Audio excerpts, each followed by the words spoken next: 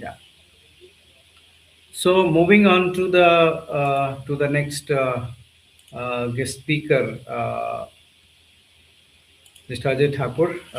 Mr. Ajay Thakur, welcome, very warm welcome to you, sir.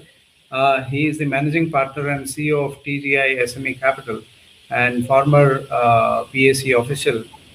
His theme for today's discussion is capital markets, SMEs, and fundraising ecosystem.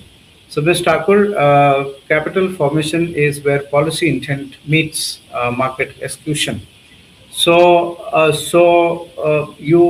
focus areas for the discussion today is SME capital formation and fundraising ecosystem is one. Second is market access and investor participation, and third would be infrastructure-led demand and SME growth. And I have three questions related to these uh, points that I made. Are how does budget 2026 influences SME funding and capital formation? That is one. Second is what should mid-sized companies and entrepreneurs focus on post-budget? You know, and third point would be our question: are market structures evolving to better support growth stage companies? Yeah, Mr. Thakur, over to you, sir. Thank you, Aryan. It's a pleasure to be here on this platform along with Professor Sundar, Mr. Reddy, Mr. Bhavin. I was hearing Mr. Professor Sundar. It was really great hearing him. Uh, as far as India is concerned, SME has been always the focus because it provides a lot of employment in the country. It's the biggest manufacturing sector as well as it contributes a lot to the exports. But if you see the budget this time, okay, there has been a lot of focus. In fact, second or third item itself was on the SME by the finance minister, whereby she said that MSMEs are the backbone of Indian economy and their progress is paramount for the country. So of course he had proposed 10,000 crore rupees for the for equity participation toward SME, small and medium enterprises. That was the one measure that she has taken, and of course it is going to create capital formation in the country. Second measure that she has taken was the allocation or additional deployment of around 2,000 crore fund to the self-reliant fund, because already existing fund is of 50,000 crore rupees, and they are adding another 2,000 crore funds. So that is the second measure. Third measure, and which I think is was very much demanded by the SMEs, because SMEs have been always fighting with the issue of working capital, because the payment cycle most of the times cross 3 months or 4 months, even sometimes they get in 6 months. So she has mandated all the central public sector enterprises to route their transaction to discount the invoices to the trade platform. That is a very welcome step taken by her. And the fourth is connecting the GEM portal to the trades platform. I think it will provide a lot of information to the small medium enterprises, and I think a lot of the businesses which are allocated for the small medium enterprises, they will be able to take benefit out of that. So I think these are the four measures that finance minister has taken, and I'm quite sure that it will help the small and medium enterprises in expanding their businesses, also accessing the liquidity from the system. Another thing is that the government has been always focusing a lot on the infrastructure, and many of the small medium enterprises are also active in the infrastructure sector. They are providing either equipments or sometimes they do the contract job. So there also, I think they will get a lot of business because of a lot of push on infrastructure. So overall, if you ask me, that there has been a lot from the budget for the small and medium enterprises as usual. From the equity market perspective, of course, she has not touched the capital market from the longer term perspective. she wants the investor to be less speculative and more investing. So she has not picked either long-term capital gain tax and the short-term capital gain tax. Of course, STT on derivatives have been increased. And I think that was to curb, because the revenue secretary said that we were getting the complaint that a lot of retail investors are losing money because of the speculative trades on options, and therefore to curb that we have done this. So overall, from the equity market perspective, I don't think that anything has been done which is negative for the market, except increasing the STT transaction terms, which is again for the speculative traders. So overall, I think that the budget is progressive from the SME perspective and even from the investors' perspective, who is looking the capital market from longer term. I will give a lot of credit to the regulators, especially the capital market regulator SEBI, who has, created a balanced approach. Their job is twofold. One is to regulate the market and also ensure that there is a sustainable growth of the capital market. And because of these measures, the measures that they have taken, we have seen, post-COVID, almost, another 11, 12 crore of investors entered into the market. The AUM of the mutual fund has grown substantially. I think it is more than 95 lakh crores. We are getting through SIP almost 30,000 crore per month, which is also negating the outflow of FI funds from the country. We have seen highest number of IPO coming in the last year, almost 1.76 trillion rupees of IPO had come. And in case of SME, almost, I think, more than 260 SMEs got listed, and they have raised almost 26,000 crores from the capital market. So I think the capital market is doing great for the small medium enterprises. Yes, of course, there are a few black sheeps are there. I think the regulators are taking actions against them. But I think the capital market in India today, thanks to the regulators, that is very well regulated and investor-friendly market. And I think, there are other things also. Yes, some tax has been put, for example, on sovereign gold bonds. If you are trading through the capital market, it will be taxed. So their tax burden is going to increase. So one need to be careful before trading, and they should know what are the tax rules. But I think overall, as far as the budget is concerned, SME is concerned, as far as the capital formation is concerned, I think it's a very balanced budget. And you were asking, you have another question also, no? You have asked third question also. Yeah. So yes, sir. So third question was. Are market structure evolving to better support growth stage companies? Yeah, of course, that's okay. So already taken care of. I have already replied that the market. That's what I am saying today, because of the one thing we must need to understand. Post 2020, all the investors who have come into the capital market, they have only seen the bull market. Absolutely. I think India has first time seen such a bull market which has remained for almost 4 to 5 years, where the money got double or triple. They have never seen bad market. And everybody must understand the bull and bear market are part and parcel of the capital market. They are not detached from each other. They are inclusive to each other.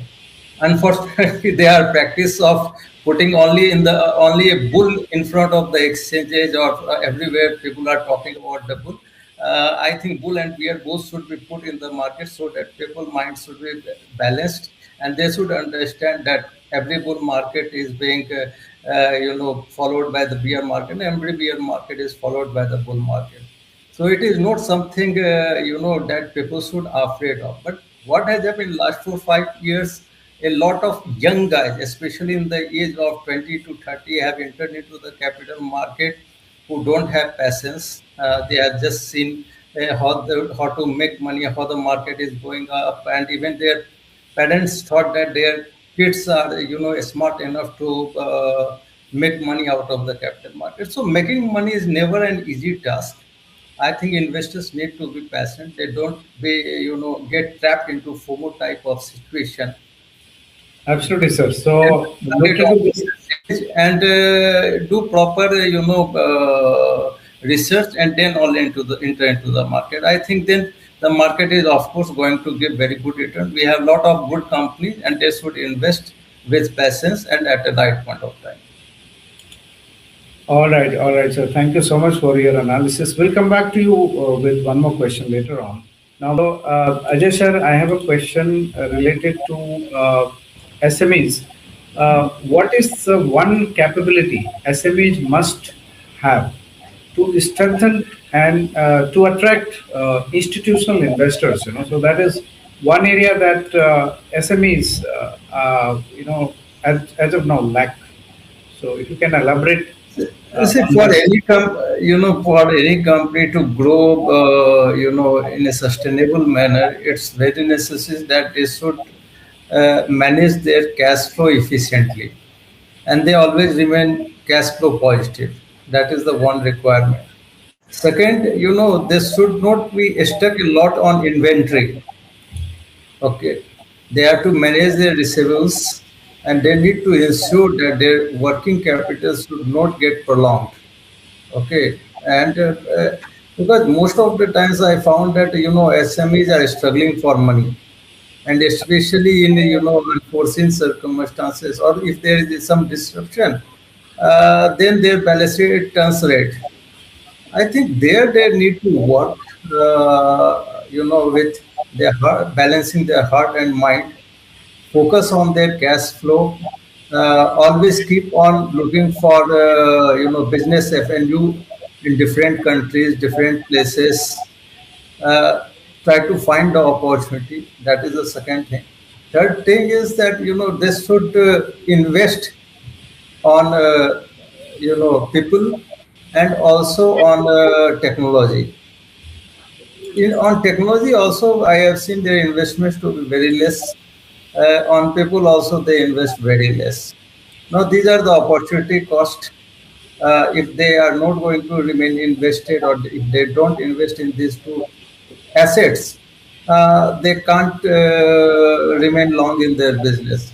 So I think these things they need to ensure. And the fourth thing is compliance. They should keep their books transparent. They should have a good board. They should have compliance officer who should do all the compliances on timely basis. That is very important, because nowadays government has digitized everything. So if you keep any loophole, you may be penalized heavily.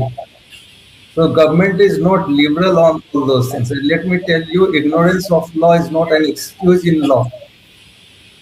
So, at that point of time, nobody will see your intention, nobody will see your unawareness about the laws. They will just come to you heavily. So, I think on these matters, the SMEs need to work in a big way. They should ensure that their business keep on going year on year.